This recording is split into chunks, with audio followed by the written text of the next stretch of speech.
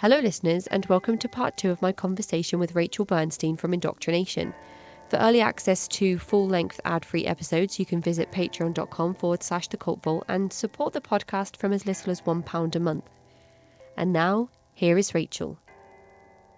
I'm wondering if there are other stories, other cult groups, other things that have stayed with you with the research that you've done, the groups you've found out about.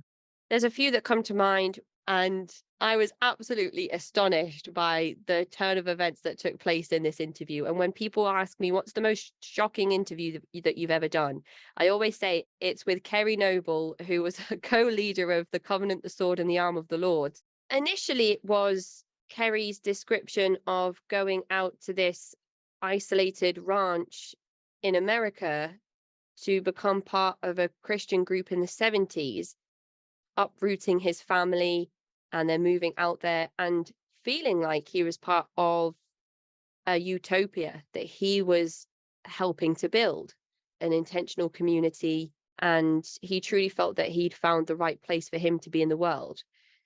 And eventually, Kerry would go on to become the co-leader of the Covenant, the Sword, and the Arm of the Lord, which is shortened to CSA. And Kerry Noble would provide the biblical sessions, and the other leader would provide the sort of journey and the goals of the group and how they should be shifting and changing and what they should be aiming for. And through a really unfortunate set of events that led Kerry and this other individual to start believing in very racist and homophobic rhetoric that they were being influenced by and given to from other ranches in the nearby area, Kerry ended up becoming part of a right-wing religious militia. They were collecting firearms, they were building bombs, they were planting landmines, they were training everybody up how to defend themselves because there was going to be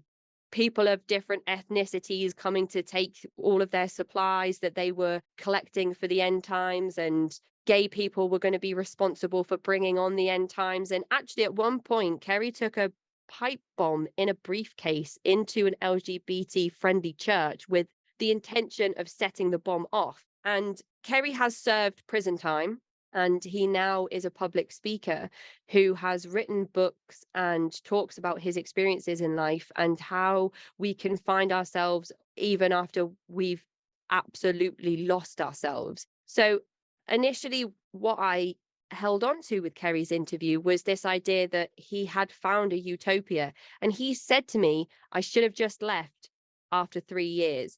And how many people have said to you, Rachel, I should have just left after X amount of time? It would have just been a blissful part of my life that I would have reflected on and thought, wow, maybe I wish I could be back there, or I wish that I would have stayed because life could have been like that forever. There are so many people that say that, but I think Kerry was the first person to explicitly say that. And then the direction that our conversation took, of course, I was in shock to hear him speaking so openly with so much accountability to the things that he had done. And I think that I am very fond of the Kerry that I spoke to and not so fond of the Kerry that I heard about. And so those two things as an interviewer were hard to reconcile for myself during that interview. And then wrapping up our conversation, he talked about how he has a very liberal family that is made up of various cultural elements. And he spoke about how all of those things that he hated, all of those things that he fought against in that group, are now the things that make up his family that he feels so privileged and so thankful for. And again, that to me, absolutely fascinating. Wow. I like the way you said that you were fond of the Carrie you were talking to, not fond of the Carrie stories you had heard about. And I think that's probably true for Carrie too, right? That he's not fond of the person who he had been pushed to become. And a lot of people have that, where they take a moment to take stock and look back and see what they did and what they said, who they hurt, and also what they ignored because they felt like they needed to, or they had been told it would be wrong of them to be negative in some way, or be closed to the message, or be unsafe for them to believe the way they had before. And now they're being saved and safe. But yeah, a lot of people are not proud. And another reason that I put together the podcast was sort of to do what I could to save people from that. So they wouldn't have years of their life that they didn't want to look back on, not only because of how they were treated, but because they were made to treat others that way too. And to look at others. And a lot of people have trouble shaking superiority, looking down on others, seeing people as less than. And that's very much cultic thinking. And that even though people are given a very hard time within a cult, still they're supposed to be seen or see themselves as superior to everyone else. And then I think it's hard to be among the masses, the people who you look down upon when, you get out. And I think there's something enticing about that message that is hard to give up for a lot of people. That holier than thou mentality is how I say it, and I do hear about that. That was one of the earliest things I think I recognized as a common thread between various interviews. I think my first interview being with Helen and my second being with two former Pentecostal practicing individuals from different branches of Pentecostalism, all of which spoke about that exact thing. And I think that's when I started thinking, hang on a minute, these are two very different groups, but there's a lot of things here that overlap. And of course, now I understand that those things obviously exist. That's how we're able to quantify what is or isn't a destructive cult. So just kind of parts of my own observations. But you talked then about hoping to have a chance to save some individuals through your podcast work, but you have an intervention tomorrow. So this is something that you do outside of the podcast as well. I know that you offer therapy, and I know that you've been doing your webinars this year, which I think have been pretty popular with different themes. And the intervention work is also something that you're a part of. How did you find yourself in the world of cult intervention? Because that is quite a specific thing, and I think also quite daunting. It is daunting, and I take it very seriously. There's a lot riding on them. There are a lot of hopes, and I don't want to disappoint a family, and I will try to not be involved if I can, if I feel like it really doesn't have the potential or it's not the right time for it, or the family's not ready to receive that person back because they're angry or there's still discord within the family. And so there's more work that needs to be done to give this person a safer place to land and a more enticing place to land into. What I think happened really was that I started doing these sort of mini interventions just in my office, just having a time to explore with someone about what they were involved in and if it really has provided them with all the things that they have been promised, and just having them sit with it, not having to answer my question, but just sit with that. What were you told would happen to you? What were you told your life would look like? What were you told would happen to you or would happen to people who left? Have any of these things happened? Have you seen it? You don't have to admit it to me, but just sort of admit it to you. And then maybe be ready to look at making a change so you're not in a situation where more of your time and your good nature and your trust is being taken advantage of and wasted. I want people to get on and have a life, really, and have a life that makes sense, and one where the goals that they want to reach really are reachable, unlike within a cult where it's just this carrot, which I think is inherently so awful and disrespectful and keeps people on hold forever. So, yeah, I was doing it in these smaller ways, just through conversation. And then someone approached me and said, we do interventions. A lot of the interventions I do are with people who I really respect, who are not heavy hitting, who also do it the same way with just having a conversation. And they asked me to be involved. I was so nervous the first time because I thought if I were that family, and I'd put everything on the line. Like they felt like this was their last effort or their last hope, for this to be successful. Ugh, I didn't want to blow it. What I found interesting about that, and I was brought in as the counselor to help because there was some family discord and there was also some history of mental illness, and they wanted me to just sort of be present for it. It seemed like it hadn't been, and I tell families this a lot because this was my first experience and it was very powerful to me. It seemed like it wasn't successful. And that was hard on everyone at the end. And then about 2 months later, the person left the group and said that during the intervention, they had to report back each day to their controllers to say that they were they were impervious to what we were doing. None of it was getting absorbed. Yes, they agreed they were going to continue saying the mantra in their heads so they could deflect whatever we were telling them. And they were doing a good job, but some of it was getting in. And so they went back to their cult having an education about what a cult is and what it looks like and what happens there. And so they then needed to spend some time with it, I think, to see it with their own eyes. And then it wasn't someone pulling them out of something, but rather sort of arming them with the information so they could make the decision that they thought was really in line with what was true about the group. What was also interesting, I think, for them when they left was they found out that we had a lot more information about the group than they ever had. And this is true actually about almost across the board from people involved in cults. Same thing with people who are with controlling partners, where that controlling partner will say, don't talk to any of my exes, and if you do, they're crazy. They're all crazy. They all, they left me and they all, whatever. There's always some story that's being told about everyone else. Controllers like to discredit the source of your information so that you don't listen to the information. So they're all liars. Same thing with a cult. Don't go online.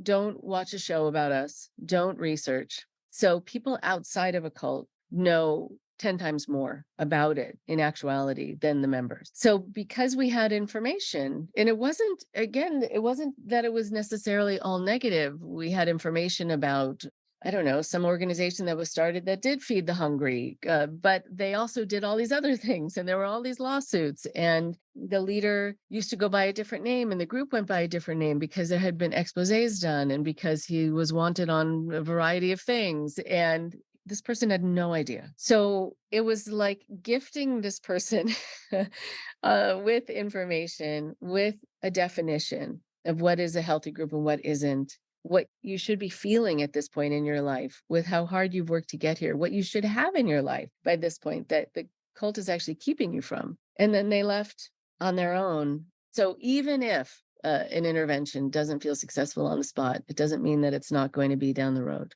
That felt really nice. That's incredible. That I think it's also my understanding that it's unusual for an individual to wake up in the moment as well. I remember reading again when I was reading Durette's memoir, An Everyday Cult.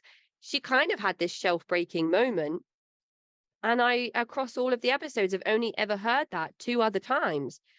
So 2 months with that information sounds about right for the threads to start bringing apart the tapestry, and kind of really destroying this whole picture that the group has created. And I think that that's great. Have you had any experience where an individual has said in the moment, "Oh my goodness, what have I done?" or "Oh my goodness, I had no idea." So it has happened actually twice where someone got very quiet and you could see that things were starting to unravel inside and they were overwhelmed by it. Because not only do they start to see what this group really is, they start to recollect the times that they were having their own doubts that they were taught to ignore. So they kind of conjure up those moments where they thought, oh, this doesn't feel right. And then they have this internal struggle because are they ready to look at the time that was wasted or the money or whatever else they lost? And are they ready to say goodbye to their community, the people they've probably given up their family and friends for? And are they ready to look at themselves as people who trusted people they shouldn't, even though there's doesn't mean there's something wrong with you, it just means someone was able to do that to you, which is possible for all of us. There's so much that people need to grapple with in the moment to be able to say, you know what, I think you're right. It's never just that easy. But I did have an experience. I don't know if I spoke on your show about this, but I know I've talked about this on this show with a woman who had been with a guru for many years. And that while I would love to think that it's my incredibly fantastically placed intellectual comment that did it, it's very often not. And it's this offhand comment or moment that strikes people. And so the story that will always stay with me is about this woman who had been recruited in college by this man who was her new guru, went by the term Swami. She became his partner, his sexual partner, and also kind of his maid, basically cleaning up after him, cooking for him. And she had been there almost 20 years. And her parents were very concerned because there were times that she cut off contact. She had also had some children by him, and had been reports of child abuse and child neglect. And she had been such a thoughtful person growing up and so kind, and had always talked about wanting to be a mom. And this was not the kind of mom they were sure she wanted to be, and how she wanted her kids to be raised. So they thought it must be impacting her. So she was open to meeting with her family. And there was a reason that they put out there that they thought would entice her to meet with them. That it had to do with something else. Someone had passed away in the family, and she wanted to be able to. She had been close with them, and she wanted to see something about where they had been buried. So the family got together. They planned that we were also going to be there, the people doing the intervention. And we came with books, and we came with our info, and I tried to not overwhelm her with too much information, but there was a lot of information about this group out there. The guy's very litigious, so that's why I'm not mentioning the name of the group for your sake and for mine. But we took a break because I thought, I'm not getting anywhere with her. She seems also really exhausted. And I think it was just hard for her to focus. And because she looked like she just really wanted to sleep. Like she hadn't slept for a long time, it seemed. She had bags under her eyes. She looked a lot older than she was chronologically, which usually means that you're being put through a very hard time and a lot of neglect for your body, your health, etc., and a lot of worry on top of it. So we took a break, and we were in a room, and there was a coffee and tea service there. And I went over to the end of the table, and she was at the other side, and I knew it was going to be too hard for her to kind of climb over all the chairs. And I offered her tea. I said, "What kind of tea would you like, or coffee?" And that's what did it. And it was an incredible moment because she just stopped. She just like stopped and was still. And I thought maybe she didn't hear me. Maybe did I offend her? I'm thinking, well, no, offering coffee and tea, I don't think that's offensive. What did I do? And yeah, that's when she realized she had not been offered anything for the last 20 years. No one had taken care of her in any way. The question itself let her have that moment of realizing that was such a foreign sound to her ear, and it shouldn't have been for all this time. And so that was it. We just offered her something to drink. So you never know what it's going to be. It says a lot about how people are treated. And I think also, especially women are treated in groups.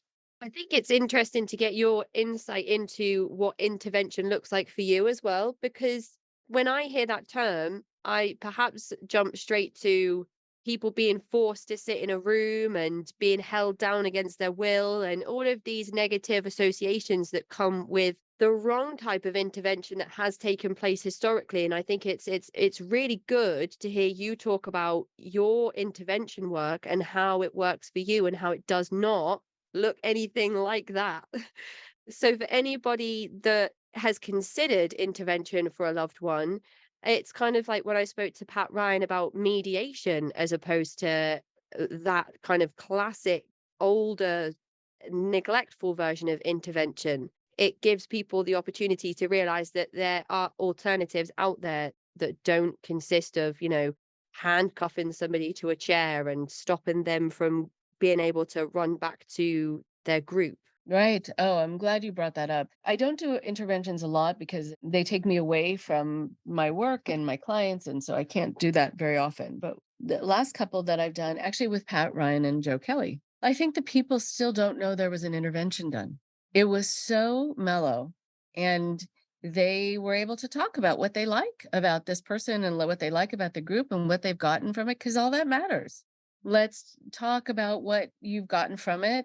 And then let's talk about at what expense, what you've given up in order to get these things, because that's the part that really matters. Have you given up your sense of self? Have you given up your direction, the things you wanted to do in your life in order to learn how to levitate, or I don't know, whatever you think you're able to do now?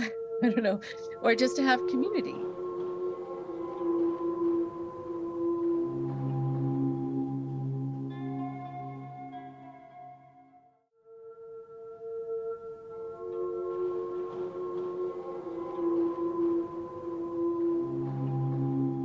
And so, yeah, I think they don't know that it happened. And I remember during the intervention, we would go over with each other and think, should we tell them? Should we not? Should we just, maybe not? I mean, maybe it doesn't matter. We could just be friends of their family who happen to be there for the day or two and want to talk to them. Because I think there can be some shame for people, needlessly so, in the idea that there was an intervention planned for them. But yeah, the show intervention that is people's model, I think a lot. There was a show on cable where people have the sense that they're all going to come into a room and all be sitting in chairs and reading a letter and the whole thing. That's the worst idea. Don't do that. Do not do that. Because first of all, it's really good to have kind of one-on-one conversations. Otherwise, people feel ganged up on. People feel like they have to also fight against these hordes of people who are trying to rescue them, or they have to play a part and act because they have all these eyes on them. It's just, you don't get an actual, I think, a real conversation. And so, we plan out how many people are going to be in the room at any given time. And to have that person really not feel like it's an ambush, it's carefully done to preserve people's sense of confidence and safety throughout. And I like the way they do it. And so I agree to do it with them. That sounds like a great team up. I would love to have been a part of your collaborative thought process as you went through that. I think it was Pat Ryan who really had me change my thinking of people that have negative stories to tell about their time spent in coercive groups must have only had 100% of a negative experience. And that is absolutely not the case.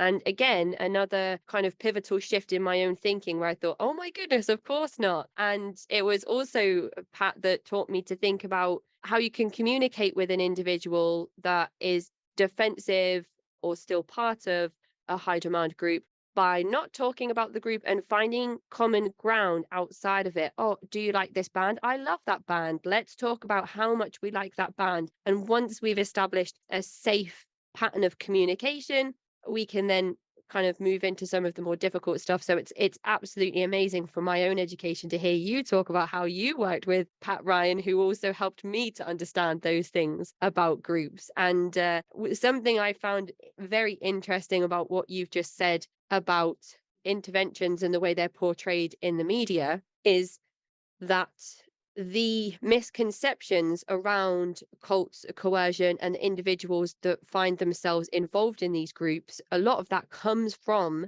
the impact that the media has had through headlines like Sex Cult that we spoke about before, through documentaries that only focus on the DOS part of Nexium, when actually the whole story is incredibly important for us to understand how that happened in the first place. And now we're at this point where there's wilderness programs where troubled teens are being almost set up to look like wilderness programs are a great thing in America, and how, kids should want to be part of these really cool, edgy TV shows. And you've got TLC's Sister Wives and Big Love that kind of gives this false narrative around forced polygamy being a really good thing and how women should want to have sister wives, which is obviously, again, not true.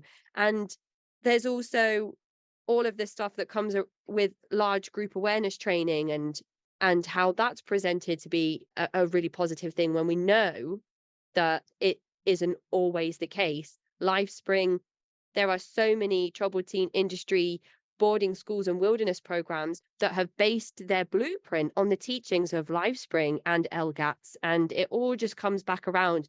Again, I've said this a million times. It's absolutely what fascinates me, but it is hindering the work that everybody else in this field is trying to do by reinforcing incorrect narratives and perceptions about cults, coercion, and these environments that exist where people are suffering, people are dying, people are being medically neglected. And it's drives me wild when people say, oh my goodness, I can't wait for this new series of Sister Wives to come out. Or people quote Osho, and you're like, stop quoting Osho. Why are we all still quoting Osho? Does nobody realize who that person is?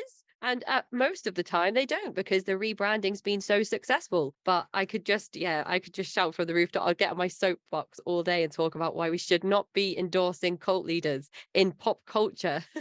Right. I'm really glad that you brought that up too, about how there are so many different groups that, yes, are misportrayed in this sort of romanticized way in television land. And also, yes, with teen treatment, there's some that are fine. It all depends on who's running a place to know if it's going to be safe or not. And so if a person really cares about the people there and they're willing to take responsibility if something doesn't work out, and they have credentials of some sort, and they also care if someone's harmed by what they're doing, they're willing to make adjustments based on that, then you have the ability to have it be a safer place.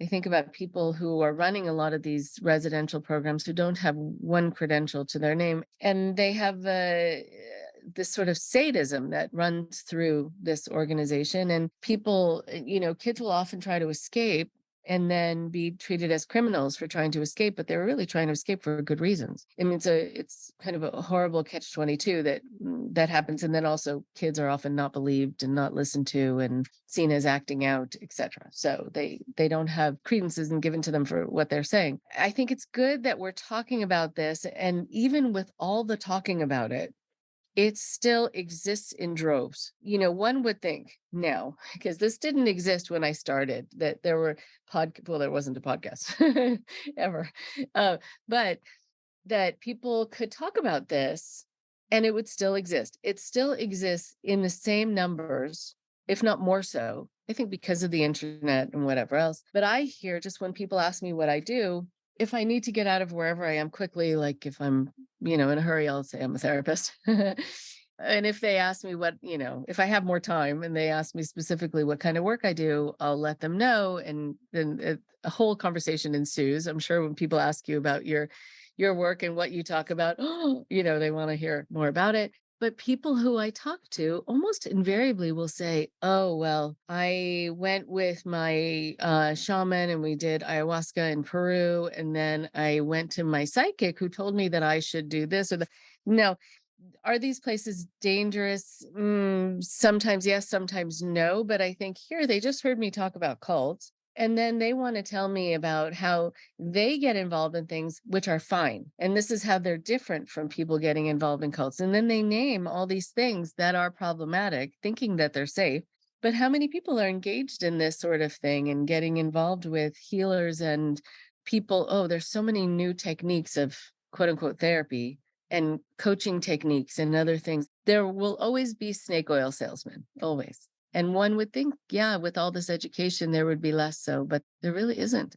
That makes me wonder, just looking at it more sociologically, why is it that it's still so prevalent? I know we're almost done with our time, but I'm wondering what you think about that, about why we are prone to this, even after there's been so much education. I think I say now, even to my partner who hears me just drove on and on and on and on about this stuff 24/7, is that even after 1,000 or so hours of podcast work, I could still be influenced into joining a high demand group or being in some type of coercive environment. And I think that no matter how much education we are able to attain around this subject, all of us are still vulnerable to some degree. So, for individuals who have absolutely no idea that that person knocking on your door selling you Avon products is involved in a cult, I thought that cults were like once every 10 years, but they are absolutely all around us all of the time. So, it's almost like you go from thinking that cults don't really exist to how do I not be in the vicinity of a cult, because actually I'm just rubbing shoulders with cult members all over the show. So I don't really know how we solve that issue. I don't know how we find some middle ground where we can understand that there is education for ourselves and others that needs to take place, but also not ask everybody if they're having to pay a £500 upfront subscription for their yoga group and things like this. So that's the kind of space that I'm in at the moment, and I found myself having one of these shifts in my own thinking when I listened to your recent panel at the International Cultic Studies Association conference, when you were discussing QAnon and Q believers. And at that point in time, I don't think that I'd consciously made that connection between individuals in cults and conspiracy theorists wrapped up in QAnon, and how actually a lot of the tactics that these individuals have been subjected to are very similar and often one and the same. And it's not like, how could somebody ever believe anything like that? It's like, let's look at why. Let's look at the person. Let's not look at the belief system. Let's look at the individual. And then we can ask the questions. How does a loving husband who's never really been overly political have this belief system now that has the potential to, or has even moved offline into real life harm against other people? And it was only when you were talking about sensitivity and compassion around individuals who have had this huge personality shift and identity shift and changes in their whole belief system that I realized that actually I have so much work that I need to do in understanding that compassion has to extend to absolutely everyone, even occasionally, sometimes individuals like Kerry Noble. And so I just wanted to say a personal thank you to you for giving me that education and that lesson and allowing me to progress my own thinking further, because I would never want to interview somebody who was involved in a cult or a high demand group, or whatever terminology people prefer to use.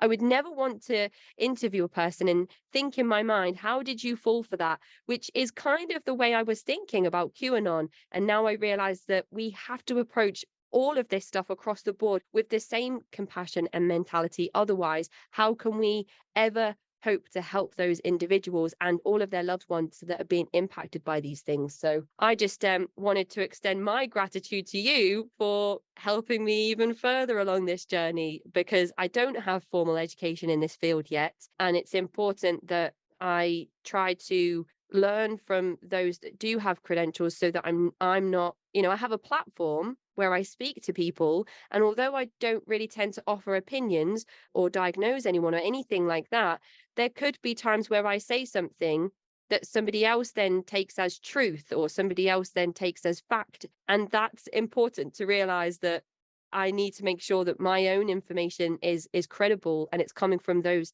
that have made those credible statements. Well, thank you for that. I mean, it takes some doing, though, to be honest. When someone is attacking you, when someone is getting personally insulting, I mean, that happens a lot with our political landscape now, and with conspiratorial thinkers. I've found, they go after these ways of trying to make ad hominem attacks, and it's hard then to want to be sort of civil and patient and say, let me see if I can understand you, even though you just called me awful things. So I do try to see it. Well, I try to understand the reason for that behavior. And if it is an overcompensation for having felt powerless at other times in their life, if it is out of a nervousness about putting your armor up because you're afraid that if you're not on the offense, you're then going to be on the defense, because that's how the world has been painted for you. Just to get it, to get where it's coming from. But it's hard in the moment when you're sort of ducking for cover.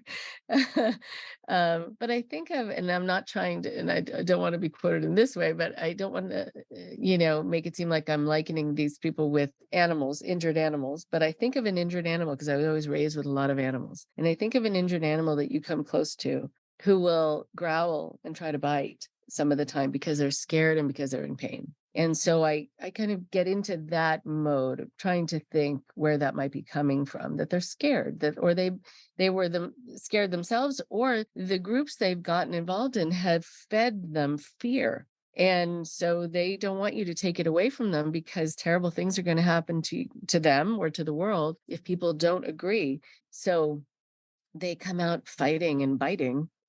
Scary people are scared people. I have to get into, I have to do these mantras for myself, just to have what I think is the potential to have a reasonable conversation where a person feels really heard.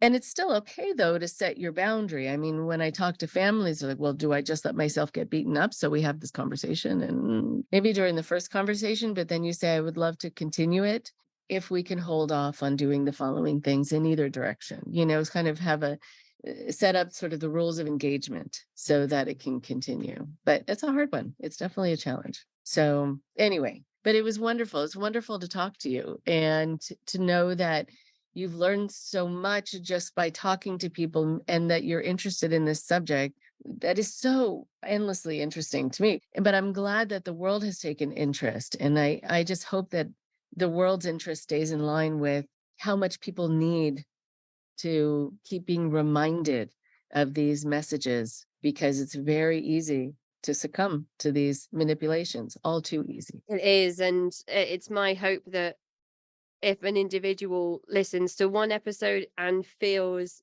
validated in themselves in a way that they haven't been before, just from listening to somebody else's story, or people have language and definitions that they can put to experiences that they've had that they really haven't been able to explore because they didn't have the right tools. Any of these things that can happen from somebody just listening to one guest's story, it could change X amount of lives. And that's really my hope for the show. And I think that between us and the volume of episodes that exists between the Indoctrination podcast and the Cult Vault, there's such a vast amount of resource between the two podcasts. So I think it's really wonderful work, and I just find it interesting. I can't see myself stopping anytime soon, because there's too many questions that have yet to be answered, and I don't even know if I know what all of those questions are yet. So I really appreciate you, Rachel, and your time, and for all of the education that I've got vicariously through your work and your platform. So thank you so much for this opportunity today, so close to Christmas as well.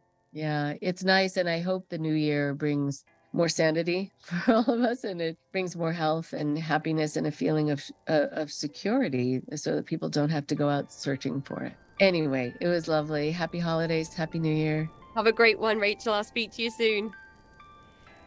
That is the end of my conversation with Rachel Bernstein from the Indoctrination podcast.